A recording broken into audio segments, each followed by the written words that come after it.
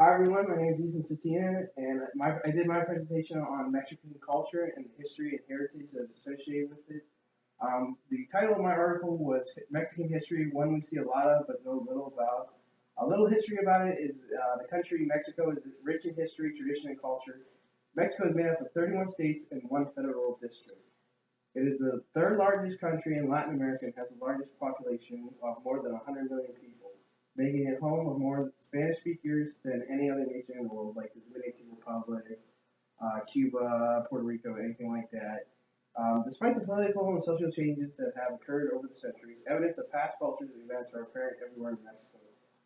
Many of Mexico's rural areas are still inhabited by indigenous people whose lifestyles are quite similar to those of their ancestors. A lot of them still believe in the Cinco de Mayo festival, or the 5th of May, which is the actual independence from the corrupt government that was within Mexico, with the priests. I can't quite remember his name.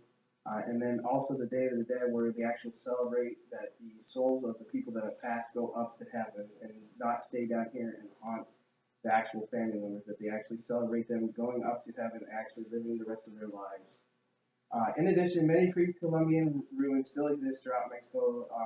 A lot of the Aztec, a lot of the Mayan buildings, a lot of them are still very old. The ancient city of Teotihuacan and the Mayan pyramids at Chichen Itza and Tulum, reminders of the colonial past, are evident in the architecture of towns like Taxco and Portierro. Okay, a little bit of history with the culture is Mexican population has greatly increased since World War II, but the distribution of wealth remains imbalanced. Due to the negligible legislative systems, the poor are generally unable to improve their social economic status.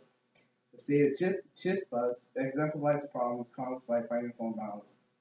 In 1994, the Zapatista National Liberation Army rose up to challenge discrimination against Chispas poor. It was kind of like our American Revolution back in 1776, that they were actually revolting against the government that was in office. Although the rebellion was unsuccessful, the Zapatistas continued to fight against the imbalanced land ownership and power distribution with little success. A lot of the government is powered by the drug cartel. A lot of them take weapons and money and cash to support, whether it's the drug cartel supporting them with troops or with them with weapons and vice versa.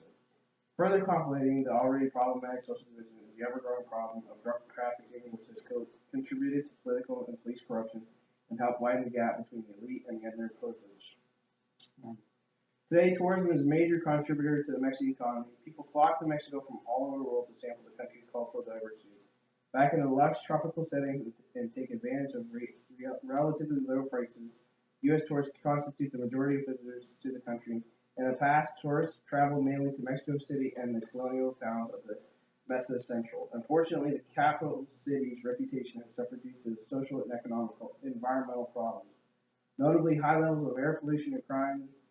Tourists still flock to the beaches of the world-famous resorts in Acapulco, Puerto Vallarta, Axatabilis, Matalazan, Cancun, and Puerto Rico, Puerto Escondido.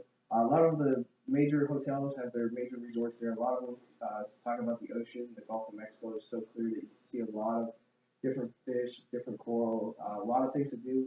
But unfortunately, they tell you to stay more on the resort than actually going off because of, again, the drug cartel, people getting kidnapped, and anything along those lines. Culturally speaking, Mexico seems like a convoluted quilt of languages, dialects, and customs.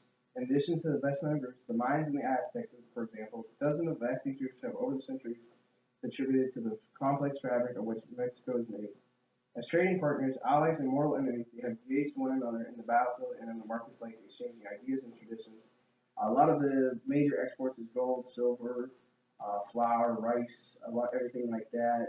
Again, the major drug cartels have a lot of hold in gold and silver, and then again, the cocaine is pretty much a big problem down there. The most prominent symbols that express and reinforce national culture belong to the domains of state, religion, and popular culture. As a product of the Mexican Revolution, 1910 to 1917, the Mexican state has been an important point of convergence for national identity because it was widely shared process that profoundly refashioned the country's social, political, economic, and cultural characteristics. The revolution itself has become an important source of national identity. Again, they celebrate with the 5th of May. It's a big celebration down there, a lot of drinking, a lot of partying, a lot of parades, a lot of festivals. The post-revolutionary state has been very active and effective in nurturing national symbols and heroes. Children who attend public schools honor the national flag and sing the national anthem every Monday morning.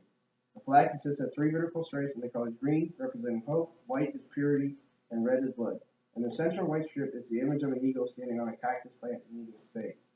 The image represents the myth of the foundation of Texurlation, the capital of the Aztec Empire. Okay, and let's see.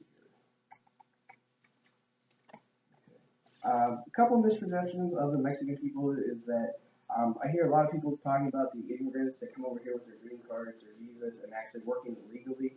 I see that as a benefit to us because a lot of people that are doing these jobs in the U.S., Americans don't want to do because they're either too sophisticated for it or they just don't want to do. So again, it's bringing them here to make more money as they would back in Mexico, where the minimum wage is about $2-3 an hour at the most, and then again the drug cartel, it plays a big part in the factories and that because they can pretty much just come in, take what they want and what they want without nobody really saying anything. Another misconception is the members of this group are lazy. A lot of farm workers tend to be perceived as hardly working or they're just taking whatever they can get. And in reality, they're really working hard to make better for them, for their families. That's why they come here to the U.S. to try and do better for themselves and their families. A wild moment for me was that Mexico is one of the biggest silver producing countries. A lot of workers that work in the mine have horrible conditions to deal with since there's no real OSHA or safety crews. They might have to earn this. McDonald Alpha said, but the security for Mexican mining companies and their employees is also on the rise, said Manuel Reyes, president of the Mexican Association of Mining Engineers.